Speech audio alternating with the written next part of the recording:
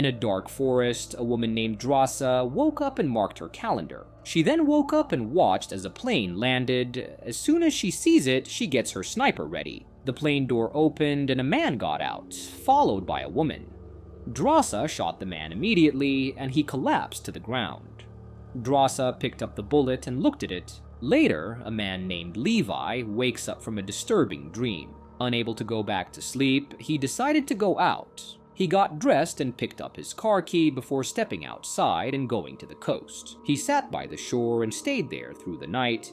He wrote in his journal, but it is clear something is disturbing him. As he was sitting there, he saw a dog approach him and let him pet him before going back to his owners. By sunrise, he receives a message with instructions to head to a Marine Corps base. Following him, he decided to go to the base. At the base, he meets Agent Bartholomew, a former sniper with a long service record. She has reviewed his background, which includes 113 confirmed kills. She questions him, and he responds clearly and correctly. Levi previously worked as a private military contractor, but he no longer takes assignments. She told him that he was a rare talent and asked why he was not working now. Here is when Levi revealed the reason. A military psychologist ruled him unfit, and he accepted the outcome without resistance. He lives alone and keeps no personal connections. Agent Bartholomew asked if he thought he was fit for service, but he mentioned that it didn't matter what he thought. She asked if he had a girlfriend or someone who couldn't live without him. When he told her that there was no one, she asked if he took any illegal substances, but Levi said he didn't. Agent Bartholomew mentioned that he could have challenged the doctor who told him he was unfit or gone to another medical professional. She then asked if he would be open to a job. In a small village in Lithuania, Ericus plays his accordion near a grave. His daughter Drasa arrives to mark the anniversary of her mother's death. She hugged and kissed him from behind. He asked how she was doing. He is aware of her latest mission. She mentions it was a hard one. The person she killed had 4 children.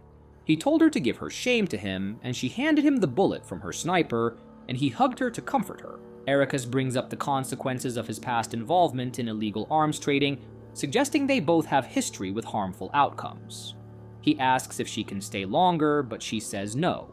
She has been called to report to Moscow. Although he disagrees with her decision, Drasa has already committed to her path. Ericus is seriously ill and has decided against further medical care. He plans to end his life on Valentine's Day and asks her to mark the day with a small gesture, light a candle, look at the Orion constellation, and remember. Even though Drosser is disturbed by this, he tells her to calm down and have a beer with him, and with no other option, she does as she is told to.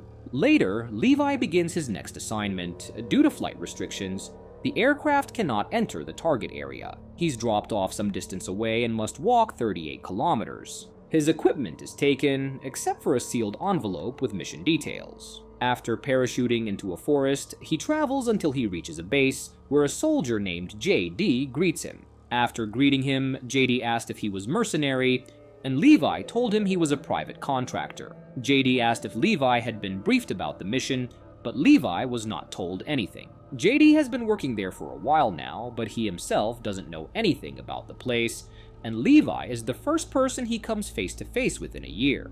JD takes Levi to the tower where he'll be stationed for the next 12 months.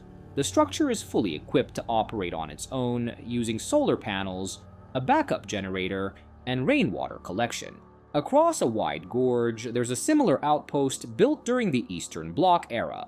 Levi's responsibilities are straightforward: patrol the western edge, perform regular checks on the fortifications, and ensure everything is operational. Communication is limited to monthly updates, and satellite jammers block outside surveillance. There's also a distress signal that can alert authorities in case of an emergency. JD adds one final note: if sirens ever go off, Levi should run without hesitation. Levi finds the assignment unusual. He begins to think it might be a leftover from the Cold War. For decades, opposing forces have stood guard on either side of the gorge, not to defend territory, but to contain something that lies within it. At one point, soldiers had entered the gorge, but none of them ever came back. Since then, the only goal has been containment.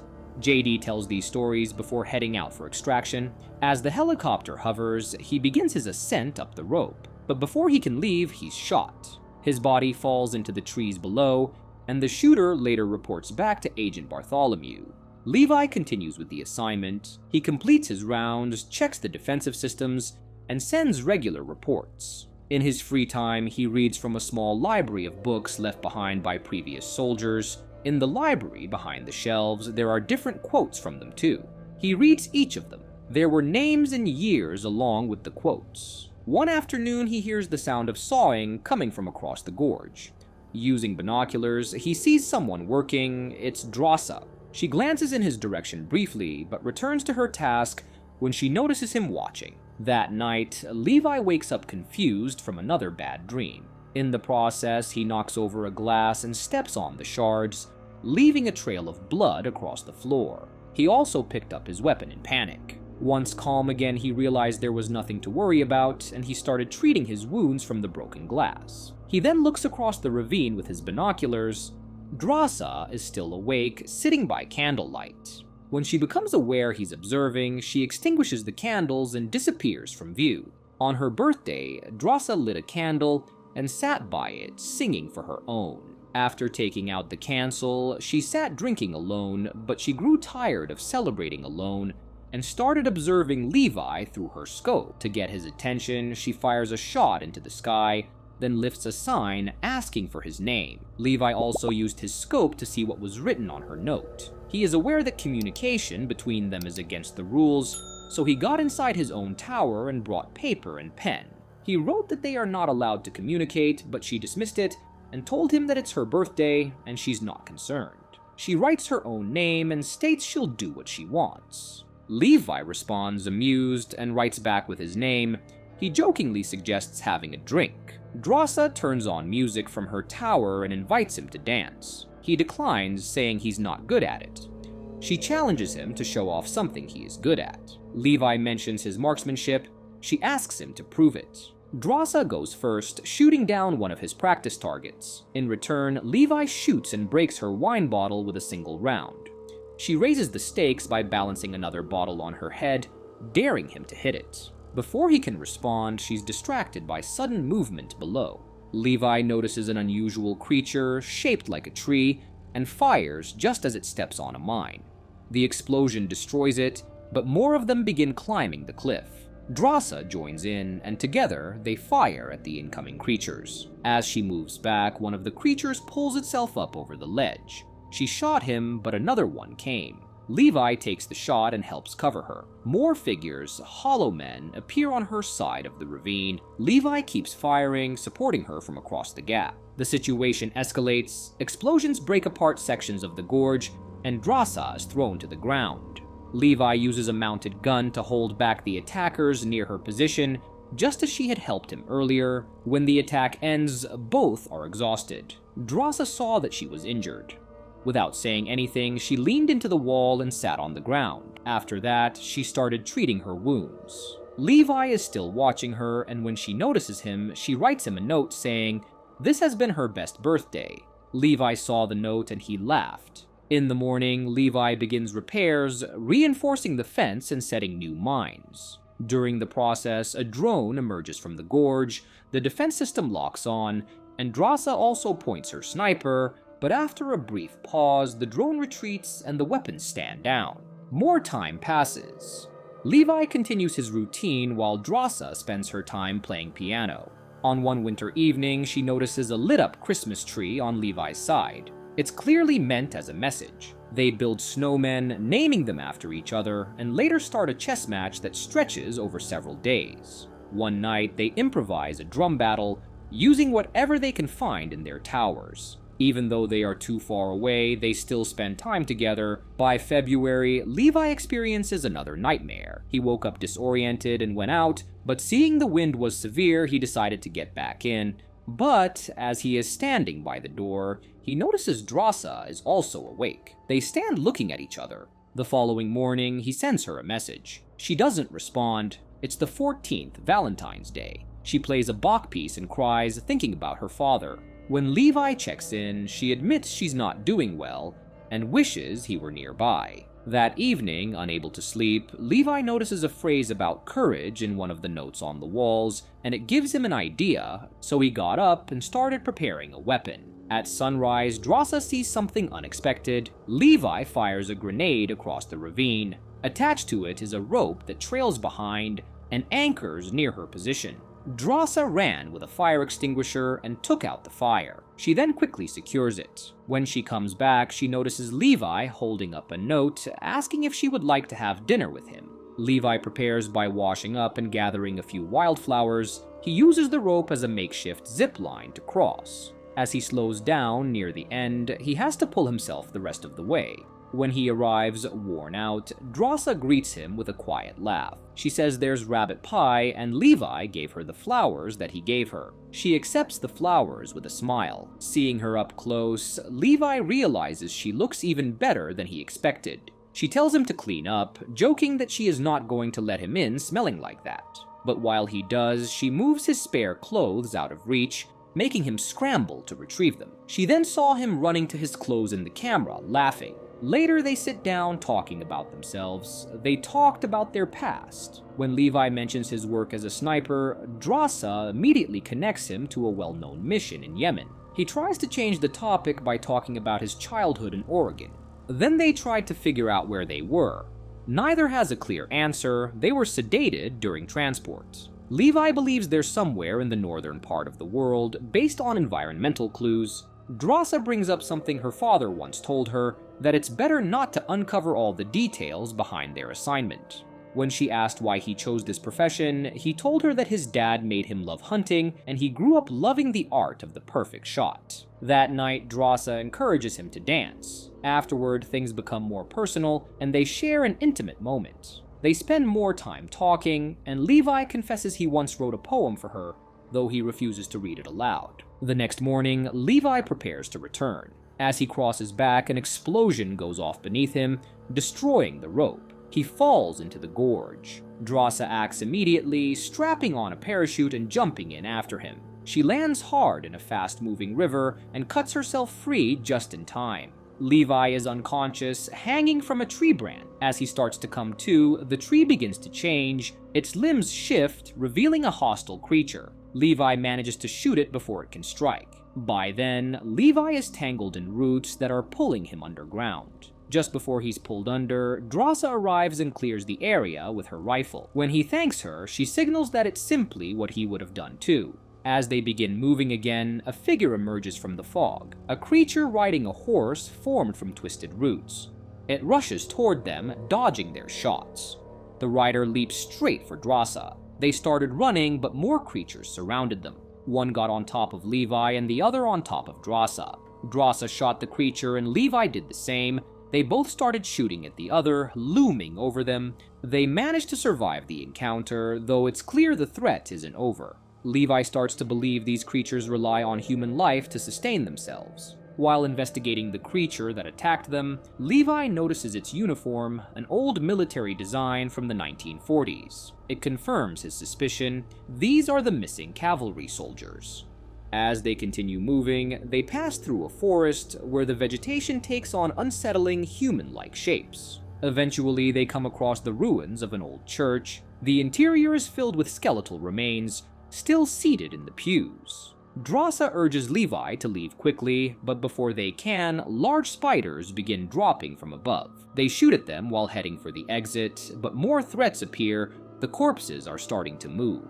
Drasa throws a grenade, setting the structure ablaze and giving them a chance to escape. While navigating along the edge, they discover a concealed entrance, an old hangar built into the rock face. Once inside, they seal the doors and rest. Exploring the facility, they realize it's part of a long-abandoned underground base. In one section, they come across a lab filled with outdated scientific instruments. Levi finds a reel of film and manages to power up a projector. The video shows a secret alliance formed during World War II involving both Eastern and Western nations. While well-known projects like the atomic bomb were underway, another effort was focused on something else entirely, a high-impact chemical weapon. The film explains that an earthquake during testing caused structural collapse and widespread biochemical leakage. The exposure triggered mutations in humans, combining their DNA with surrounding plant and animal matter. If no change occurs within 5 days of exposure, those people are considered immune. The recording ends with a scientist showing early signs of transformation. The woman on screen admits the world was spared only because the gorge remained isolated. She ends by asking for forgiveness as the recording cuts off. They kept walking inside the base, exploring. Further into the base, they find another room. This one is different, equipped with up-to-date technology.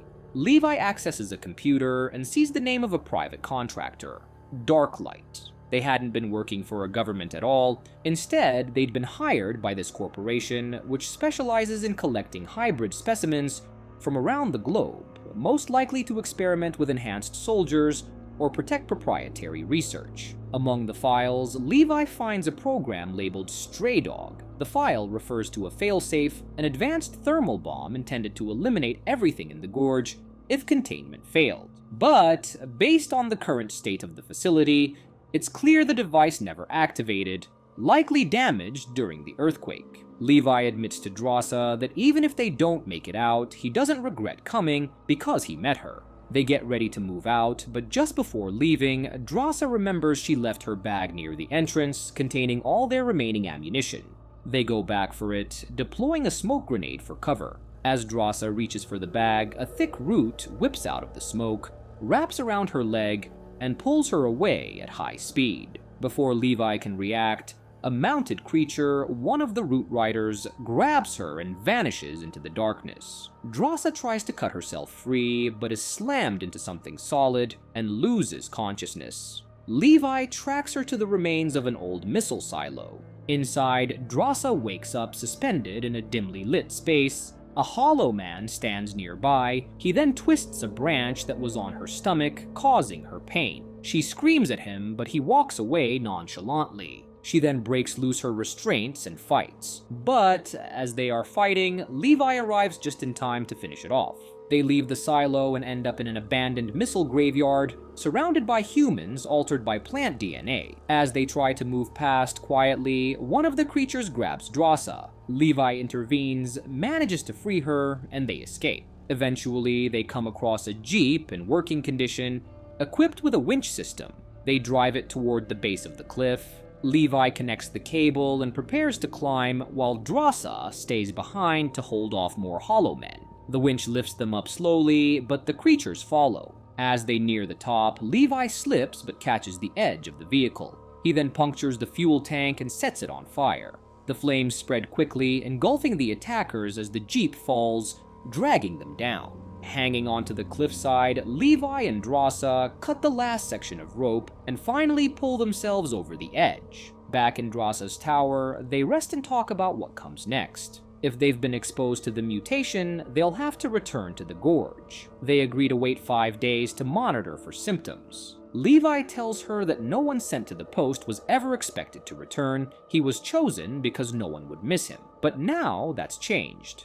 Drossa suggests they run away, maybe to France. Levi, however, believes they need to destroy what's still hidden in the gorge. He crosses the ravine again and sends in a standard report. Bartholomew immediately gives the order to eliminate Levi. Unknown to him, she has been watching everything through a hidden surveillance feed. The following morning, Levi and Drossa begin their usual patrol. Not long after, an aircraft arrives overhead. They retreat into the forest for cover, but it doesn't take long for drones to locate them. As they try to move out of the strike zone, the drones open fire. Levi is hit. Drossa manages to bring down the machines with return fire. At the same time, Bartholomew finds a message Levi left behind, an old quote about letting go. Realizing what's coming, she attempts to flee, but before she can leave, Levi and Drossa strike the facility, setting off a chain of explosions. A helicopter attempts to evacuate, but is caught in the blast. The force of the explosion throws Levi into the river below, where he's swept away by the current. Drossa looked at the explosion and assumed that Levi died on impact. She then takes shelter in a cave nearby and waits for 6 days, hoping he survived. When there's still no sign of him, she decides to leave. Later, she relocates to France and eventually opens the letter Levi left her. Inside, she finds the poem he once mentioned. As she reads, her eyes fill with tears. Some time passes and April comes. Drossa finds work in a small cafe. One day, while going about her routine, she sees someone familiar, Levi, sitting quietly at a table. Instead of rushing to him, she approaches calmly and asks why he was gone so long. Levi, smiling, says he was badly injured but recovered. He tells her he's ready to help out in the kitchen. She hugs him, and they share a kiss. And with that, the movie ends. We hope you enjoyed our recap. Like the video and subscribe to our channel for more amazing recaps. See you in the next one.